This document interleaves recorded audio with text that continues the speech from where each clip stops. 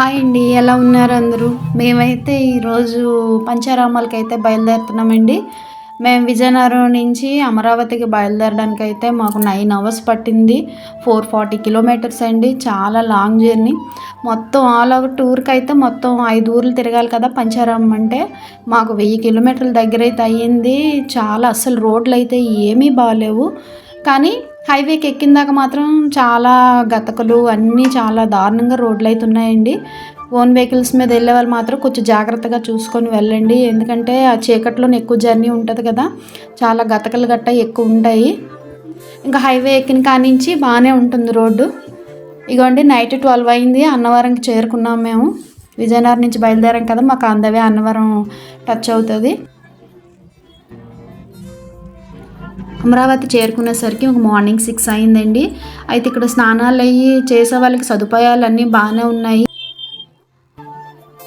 నదిలో స్నానాలు చేసేవారు నదిలో చేస్తున్నారు. ఇంకా ఇక్కడ షవర్ సదుపాయం కూడా చాలా బాగా పెట్టారండి. నదిలో దిగడానికి చాలామంది భయపడతారు కదా లోతు ఉంటుందని. ఇక్కడ షవర్ సదుపాయం అందరూ కూడా బయటే స్నానాలు చేస్తున్నారు. కానీ చలి చాలా ఎక్కువగా ఉంది. అయితే ఇక్కడ సత్రాల సదుపాయాలు కూడా చాలా బాగున్నాయండి. రూములు కాటేజీలు అన్నీ కూడా చాలా ఎక్కువే ఉన్నాయి. ముందు రోజు నైటు ఇంకా కొంచెం లాంగ్గా వెళ్ళే వాళ్ళు ఉంటారు కదా, వాళ్ళందరూ కూడా ముందు రోజు వెళ్ళి ఉండడానికి అక్కడ స్టేకి అయితే ఎలాంటి ప్రాబ్లమ్స్ లేవు. రూమ్స్ కాటేజ్ సదుపాయాలు అన్నీ కూడా చాలా బాగున్నాయి. అయితే ఇక్కడ మేము స్నానాలు అయితే నదిలో దిగి చేయడానికి కొంచెం చాలా చలిగా ఎక్కువగా ఉంది అనేసి మేము రూమ్లో అయితే తీసుకున్నామండి. అయితే 1 అవర్ 2 అవర్స్ వాళ్ళకు కూడా ఇస్తున్నారు. ఓన్లీ మనం స్నానం చేసి వచ్చేయడానికే కాబట్టి ఆ సదుపాయం కూడా అక్కడ ఉన్నాయి. 1 అవర్కి 100 తీసుకుంటున్నారండి. బాగుంది ఆ సదుపాయం కూడాను. పూజ సామాన్లు అన్నీ కూడా చక్కగా అరటి దవ్వలతో సహా అన్నీ అమ్ముతున్నారండి. అన్ని సదుపాయాలు కూడా చాలా చక్కగా ఉన్నాయి. ఇదైతే నేను సెకండ్ టైం వెళ్ళడమండి. ఫస్ట్ టైం వెళ్ళేటప్పుడు అయితే ఇన్ని సదుపాయాలు లేవు అక్కడ. ఇప్పుడైతే చక్కగా సామాన్లు అన్నీ దొరుకుతున్నాయి. మేమైతే చక్కగా స్నానాలు చేసేసి ఇంకా నదిలోని తెప్పలు గట్ట అన్నీ 365 ఒత్తులు అన్నీ కూడా వదిలేసి ఇంకా దర్శనంకి అయితే బయలుదేరి వెళ్ళామండి. అయితే మార్నింగ్ చీకట్లోనే 3కి 4కి కూడా టెంపుల్ తీసి ఉంటుంది కదా, అప్పుడైతే చాలా జనాలు ఉంటారు. ఎందుకంటే టూరిజం బస్సులు ఏపీ టూరిజం వాళ్ళు మాత్రం ఈ యాత్రలకి కార్తీక మాసంలో మాత్రం వేస్తారండి. ఈ 5 ఊర్లు కూడా ఒకే రోజు దర్శనం చేసుకోవాలి. 12 జ్యోతిర్లింగాలు దర్శనం చేసుకుంటే ఎంత ఫలితం దొరుకుతుందో, కార్తీక మాసంలోని 5 లింగాలని ఒకే రోజులో దర్శనం చేసుకుంటే అంత ఫలితం అయితే దొరుకుతుందండి. అంత మహిమ కూడాను. ఎందుకంటే సుబ్రహ్మణ్యేశ్వర స్వామి తారకాసుడిని చంపుతారండి. అతని గొంతులో ఆత్మలింగం ఉంటుంది. ఆ ఆత్మలింగం పగిలి 5 ముక్కలుగా పడి 5 ప్రదేశాల్లో పడుతుందండి. అయితే ఇవన్నీ కూడా కొంచెం 3-4 గంటల జర్నీలోనే ఈ ఊర్లు ఉంటాయి అన్నీ, 5 ఊర్లు కూడాను. చక్కగా అందేవే బస్సు సదుపాయాలు అయితే చాలా బాగుంటాయండి. టికెట్ 1500 1800 ఉంటుంది. అలాగే వెళ్ళొచ్చు. ఓన్ వెహికల్స్లో వెళ్ళొచ్చు. కానీ ఒకే రోజులో కంప్లీట్ చేయాలి. అప్పుడే ఈ పంచారామాల తాలూకు ఫలితం అయితే మనకు దక్కుతుంది. ఫ్రీ దర్శనం అది కూడా ఖాళీగా ఉందండి మేము వెళ్ళిన టైంకి. అయితే 100 రూపీస్ టికెట్ 50 రూపీస్ టికెట్స్ కూడా ఉన్నాయి. అవి జనాలు ఎక్కువ ఉండేటప్పుడు స్పెషల్ టికెట్స్ కూడా ఇంకుంటాయి. ఇది ఎంట్రన్స్. ఇక్కడ నుంచే పై ఫ్లోర్లో ఉన్నట్టు ఉంటారు. ఇక్కడ స్వామివారి అయితే 9 అడుగుల ఎత్తులో మనకు దర్శనం ఇస్తారండి. ఇంద్రులవారి స్వామివారి లింగాన్ని ఒక 5 ముక్కలుగా పడ్డాయన్నాను కదా, ఒక ముక్కనైతే ఇంద్రులవారు ప్రతిష్ఠిస్తారట. ఇక్కడ ప్రతిష్ఠించి పూజలే చేసేవారట ఇంద్రులవారు. ఆ గుడి లోపలండి ఇదంతాను.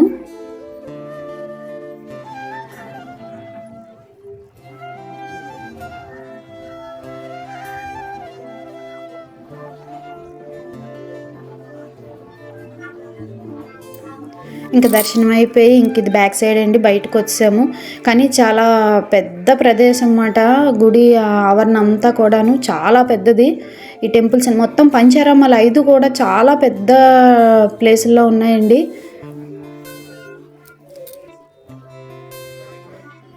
తర్వాత దేవతా వృక్షాలు అయితే ఇక్కడ చాలా ఎక్కువ ఉంటాయి. ఇగోండి ఇక్కడ నాగులది ఇక్కడ పుట్ట కూడా ఉంది. ఇదే పుట్ట. పాలు వేసి అన్ని అభిషేకాలు చేస్తున్నారు సుబ్రహ్మణ్యేశ్వర స్వామిది. కానీ ఇక్కడ అడుగు పెట్టగానే ఏదో తెలియని వైబ్రేషన్ అయితే చాలా ఉంది. పిల్లలు పుట్టలేని వాళ్ళకి, పెళ్లి కాని వాళ్ళకి ఇక్కడికి వచ్చి పూజ చేస్తే మాత్రం కంపల్సరీ రిజల్ట్ అయితే చాలా బాగుంటుందటండి. ఇక్కడ అయితే మాత్రం చాలా వైబ్రేషన్ ఉంది. నాకు కాలు పెట్టగానే అందరికీ కూడా అదోలాగా అయిపోయింది. అంత మహిమగల టెంపుల్ అన్నమాట. ఈ నా చిన్నప్పుడు ఎప్పుడో చూశానండి కోట్లింగాల పువ్వులు. ఈ చెట్టు అయితే నేను ఎప్పుడు చూడలేదు, ఫస్ట్ టైం చూడడం. స్వామివారిని ఇక్కడ అమరలింగేశ్వర స్వామిగా, అమ్మవారిని బాలా చాముండేశ్వర అమ్మవారిగా అయితే ఇక్కడ పిలుస్తారు. దర్శనం అయితే చాలా బాగా అయ్యింది. ఇక మేము నెక్స్ట్ రెండోది భీమవరం బయలుదేరాలండి. భీమవరం ఇక్కడి నుంచి దగ్గర 180 కిలోమీటర్లు ఉంటుంది. 4 గంటల ప్రయాణం. ఇగోండి ప్రకాశం బ్యారేజ్ విజయవాడ. అమ్మవారి దర్శనంకి అయితే వెళ్ళలేదు, ఎందుకంటే అమ్మవారి దర్శనంకి వెళ్తే పంచారామాలు చెప్పాను కదా, 5 కూడా ఒకే రోజు కంప్లీట్ చేయాలి. అందువల్ల ఇంకా దర్శనంకి వెళ్తే ఇంకా లేట్ అయిపోతామనేసి వెళ్ళలేదు. అయితే మేము వెళ్ళడం కూడా చాలా లేట్ అయిపోయింది. లాస్ట్ సామర్లకోట కదా దర్శనం చేసుకోవాలి, అది అవ్వదేమో అనుకున్నాం మేము. కానీ బై లక్ ఏంటంటే మండే కూడా టెంపుల్స్ నైట్ 12 o'clock వరకు తీసుంటాయట. అది బై లక్ అండి. అందువల్ల 12 వరకు కూడా గుళ్ళు తీసున్నాయి, మాకు దర్శనాలు అయ్యాయి. ఇదిగోండి భీమవరం ఇక్కడ స్వామివారిని సోమారామం అని కూడా అంటారు.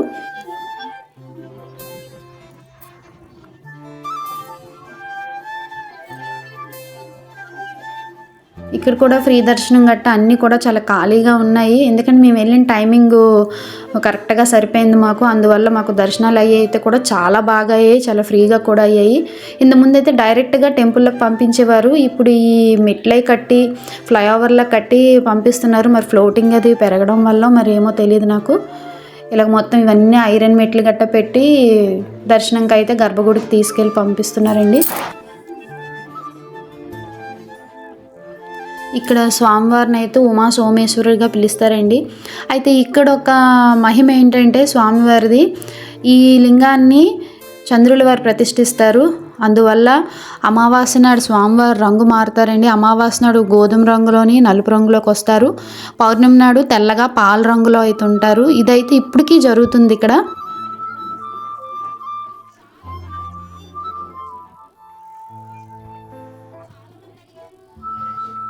స్వామివారికి ఎడమ పక్క అమ్మవారి విగ్రహం ఉంటుందండి.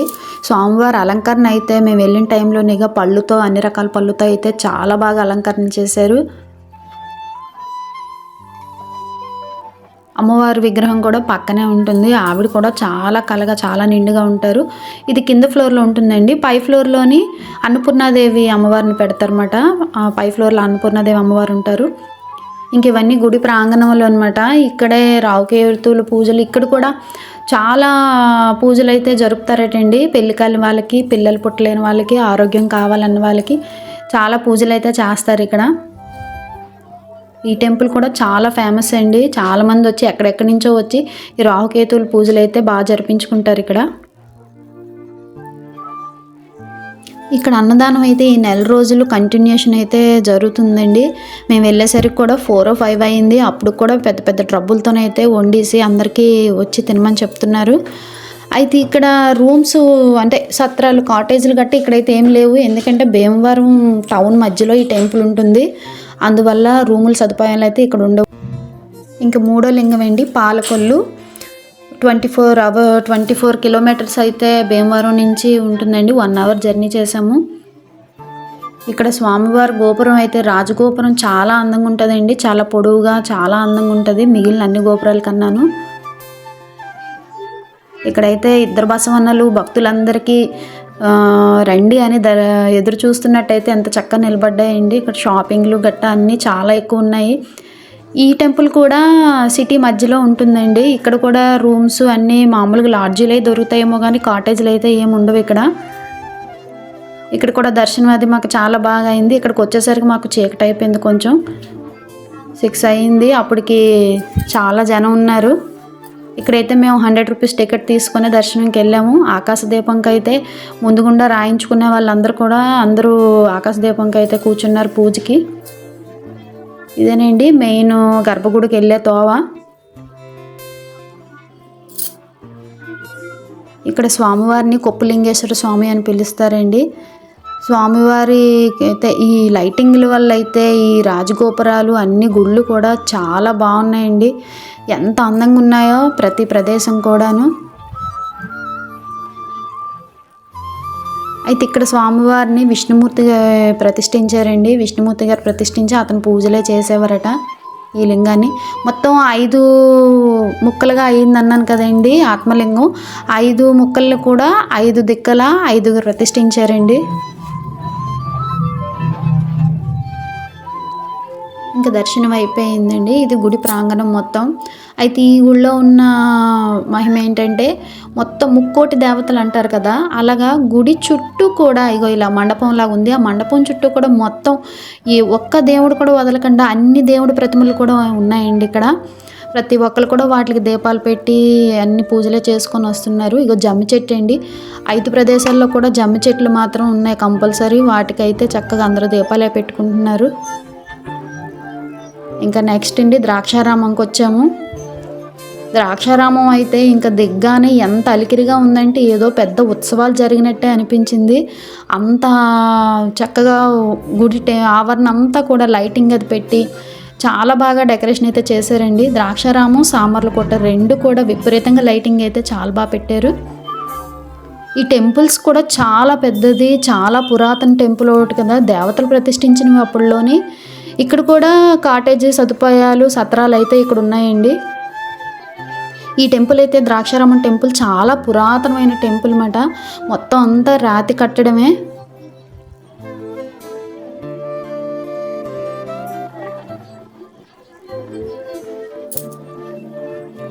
అయితే పాలకొల్లు నుంచి మేము ద్రాక్షారామం వచ్చేసరికి మాకు 2 అవర్స్ పట్టిందండి. ఎందుకంటే అక్కడి నుంచి 76 కిలోమీటర్ల దూరం అన్నమాట.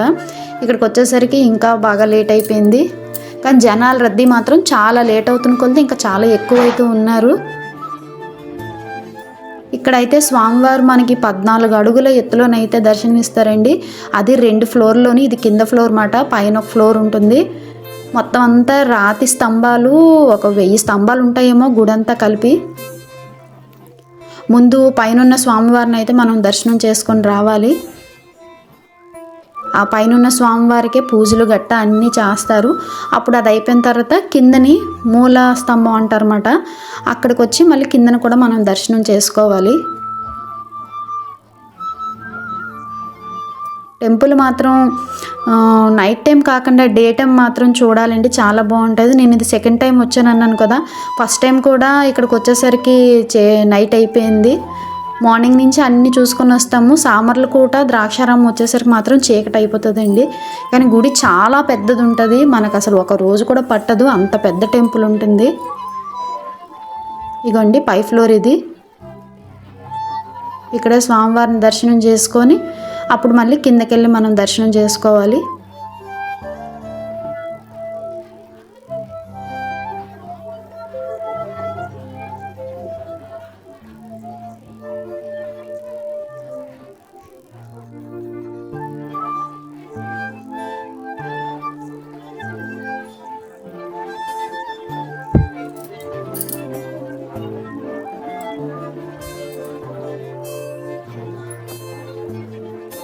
ఈ దిగేటప్పుడు ఎక్కేటప్పుడు మాత్రం కొంచెం ఈ స్తంభాలు అవి అయితే చూసుకోవాలండి, చాలా హైట్ అయితే తక్కువలో ఉన్నాయి ఇవి.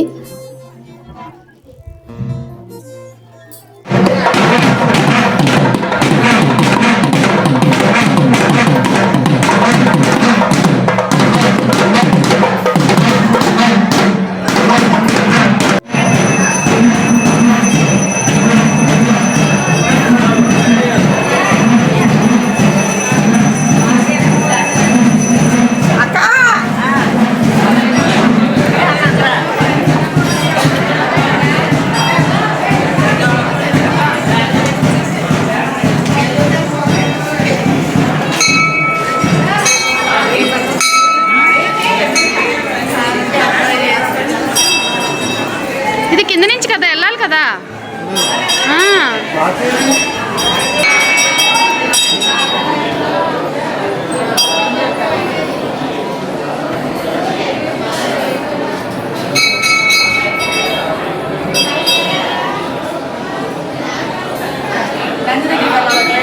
ఇది కింద ఫ్లోర్ అండి, ఇక్కడి నుంచి మనం లోపలికి వెళ్ళి దర్శనం చేసుకోవాలి.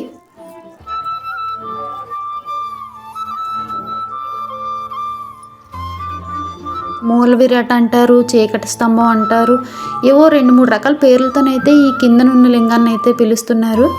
కిందనున్న దానికైతే పూజలు గట్ట ఏమీ జరపట్లేదండి. పై ఫ్లోర్లో ఉన్న దానికే లింగంకి పూజలు అవి అవుతున్నాయి, అభిషేకాలన్నీ. అయితే కిందని పైన అంతా ఒకటే 14 అడుగుల లింగం కదా.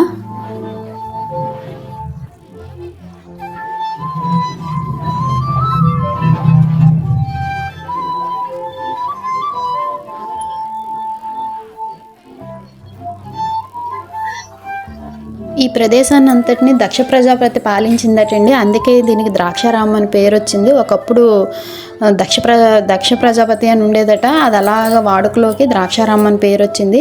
ఇక్కడే దక్షయజ్ఞం జరిగిందని కూడా చెప్తున్నారు.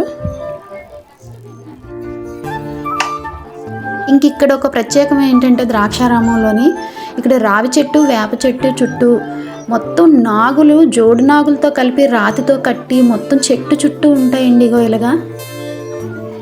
అయితే ఇక్కడ ఏదైనా మనం కోరుకుంటే మనం రావి చెట్టుకి, ఈ చెట్టు మొదల్లోని విష్ణుమూర్తి గారు, శివలింగం 2 కలిపి ఉన్నాయి. ఆ చెట్టు త్వరలో ఉన్నాయన్నమాట. అక్కడ వెలిసారట వాళ్ళిద్దరూను. ఏదైనా కోరుకుంటే ఇక్కడ కోనేరు ఉంది పక్కనే. ఆ కోనేరులో నీళ్ళు తీసుకొచ్చి ఇక్కడ అభిషేకం చేయాలట. అది మార్నింగ్ 6 నుంచి 12 లోపే చేయాలి. తర్వాత మళ్ళీ చేయకూడదట. ఆ నీళ్ళు వేసి మొక్కుకొని మళ్ళీ అది కంపల్సరీ కోరిక అయితే నెరవేరుతుంది. ఆ తర్వాత వచ్చి మళ్ళీ కూడా ఆ నీళ్ళ అభిషేకం చేయాలట ఇక్కడ. ఎందుకంటే అక్కడ పంతులు గారు ఇవన్నీ చెప్తున్నారు.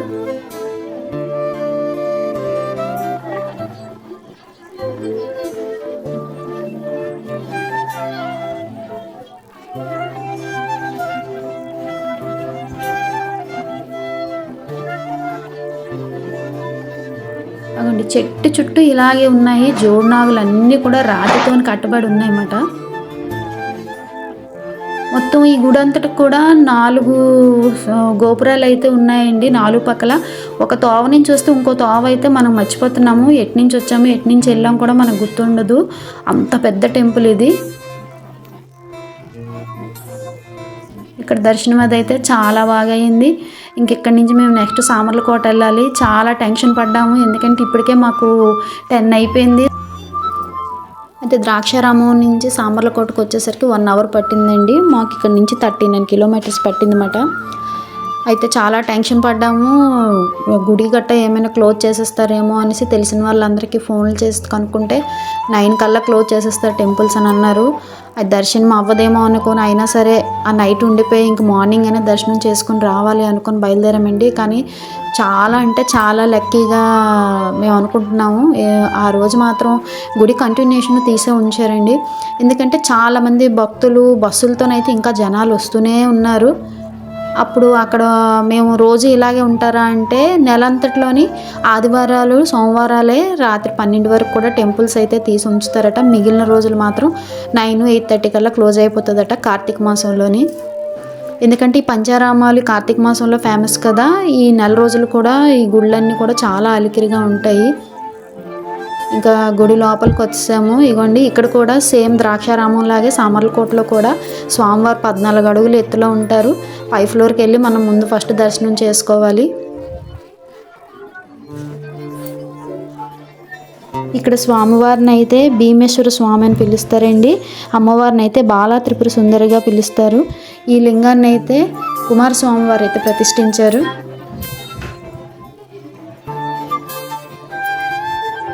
ద్రాక్షారామం టెంపుల్, సామర్లకోట టెంపుల్ 2 కూడా ఇంచుమించు ఒకేలా ఉంటాయి. చాలా పెద్ద ప్రాంగణాలు అన్నమాట. వీటికి కూడా 4 గోపురాలు ఉంటాయి.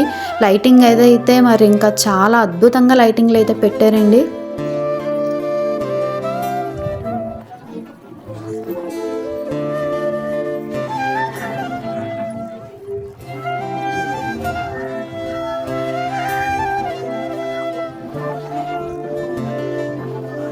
ఇక్కడ ఇంకో విశిష్టత ఏంటంటే వైశాఖ మాసంలోని, చైత్ర మాసంలోని సూర్యకిరణాలు అయితే ఉదయాన్నే అయితే స్వామివారి పాదాల మీద పడతాయట. సంధ్యా సమయంలోని అమ్మవారి పాదాల మీద అయితే పడతాయండి సూర్యకిరణాలు అయితే. ఇప్పటికీ కూడా ఇది జరుగుతుందంట. చైత్ర మాసంలోని, వైశాఖ మాసంలోని జరుగుతాయటండి. ఇంకా పై దర్శనం చాలా బాగా అయిపోయింది. ఇంక కిందకు వచ్చి కూడా స్వామివారి మూల స్తంభాన్ని, మూలవిరాట్ని దర్శనం చేసుకొని ఇంకా దీపాలు గట్ట అన్నీ పెట్టుకొని ఇక్కడ కూడా కోనేరు అది ఉన్నాయండి. ఆ టైంలో కూడా చీకటైనా సరే అందరూ కూడా చక్కగా తెప్పలయ్యి కోనేటిలో వదులుతున్నారు. ఇవన్నీ రాతి స్తంభాలే, చాలా పురాతనమైన టెంపుల్, దేవతలు ప్రతిష్ఠించిన టెంపుల్. ఎంతో అద్భుతంగా, ఎంతో వైబ్రేషన్ అయితే ఈ టెంపుల్స్లో ఉంటుందండి.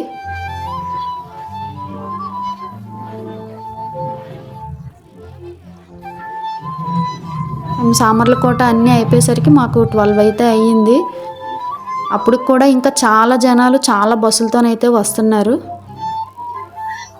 అందరూ మాలాగే చాలా టెన్షన్ పడుకొని వస్తున్నారు, గుడి క్లోజ్ చేసేస్తారేమో అనేసి. ఎందుకంటే ఒకే రోజులోని 5 లింగాల దర్శనం కూడా జరగాలి. ఒకటి ఉండిపోయినా సరే మరి దాని ఫలితం ఉండదు.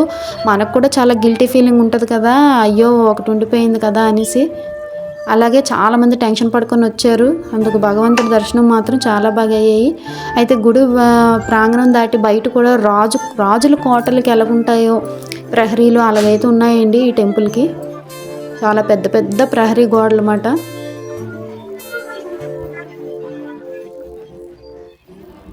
కార్తీక మాసం అంటేనే చాలా బాగుంటుంది కదా, దీపాలతోని ఆటలతోని ఏదో తెలియని ఆనందం. అయితే కార్తీక మాసం నెలంతా కూడా చాలా ప్రశాంతంగా ఉన్నట్టు ఉంటుంది. అది మనం ఇంట్లో ఉన్నా, టెంపుల్కి వెళ్ళినా, ఎక్కడికి వెళ్ళినా సరే. కాలభైరవ టెంపుల్ అండి. ఆ టైంలో కూడా స్వామివారికి మేము దీపాలు అవి పెట్టుకొని, ఇవ్వండి కాలభైరవ టెంపుల్. ఇక్కడ ఈ స్వామివారు అయితే చాలా ఫేమస్ అండి సామర్లకోటలోని కాలభైరవ టెంపుల్కి. వీడియో నచ్చితే లైక్ చేయండి, షేర్ చేయండి, సబ్స్క్రైబ్